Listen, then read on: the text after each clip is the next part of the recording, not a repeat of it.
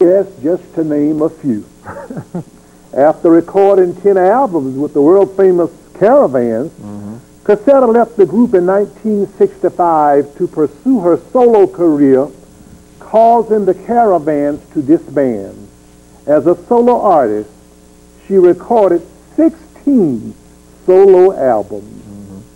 Walk Around Heaven, I Must Tell Jesus, Cassetta Sings Favorite Hymns, Volume 1. Cassetta, Grammy nominated. The Greatest Gift, a Christmas album. This Time, Sign, Put God in Your Heart, Cassetta in Concert, Grammy nominated. This Is Your Day, a Legend.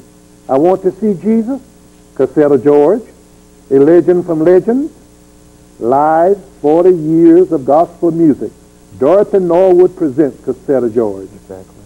And then, of course, Cassetta went on to receive 2 Grammy Award nominations, one in 1969 and the other in 1979. She received the 1989 Music Pioneer Award, the 1991 Thomas A. Dorsey Award, and the 1962 James Cleveland Caravan Stella Award. She also received the 1995 Black Entertainment Television and the Bobby Jones Heritage Award. She has composed 108 songs, which have been recorded by her as well as other gospel artists in the industry. Cassetta has performed from Robin Dale Park in the city of brotherly love, Philadelphia, to Carnegie Hall. She has also performed with the Los Angeles Symphony Orchestra under the direction of Zubin Mehta on Tuesday, January 3rd, 1995 in Los Angeles, California. That was at 5 a.m. Sister Cassetta George passed away from labor to reward, put on her white robe and golden slippers, and began her endless walk around heaven all day. And to keep the legacy alive is her nephew, Evangelist Cassetta Lerone Baker. Exactly. And so, tell us what you want us to know about Cassetta, some of the things, you just said it all. You said it all, so. Well, we are glad that you chose us to come on to present this at this time, because we want the world to know. As one of the pioneers in gospel, she was a great singer. And her music will live on forever and ever and ever. And so if you haven't gotten copies and want to remember Cassetta, go to the web, or even just contact him. You go to any of your record stores, you will find records by Cassetta George. Yeah. So let's do that. Let's keep our pioneers alive, and she's one we want to keep alive, even though she's gone on to be with the Lord. Last time I saw her was in 1995, the last time I saw her at the Bobby Jones show in Las Vegas.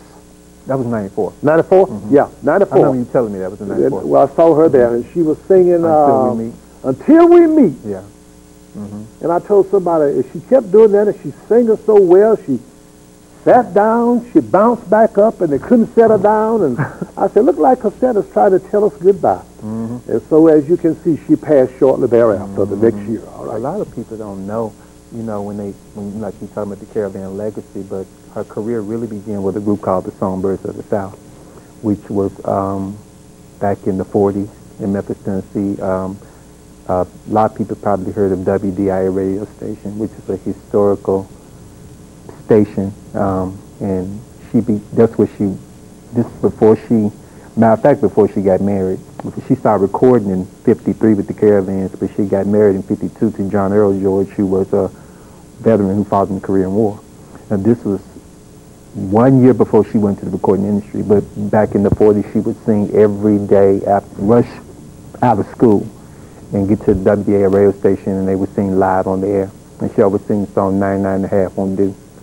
And they were able to capture some of the songs she recorded with them and release them on some CDs, and I got it in my archives of some of her music. So that's one of the many things they don't really know. You know, they know of her, but they don't know of the beginning of her career. I've written a book that I'm going to release probably next year, but it's going to be on CD.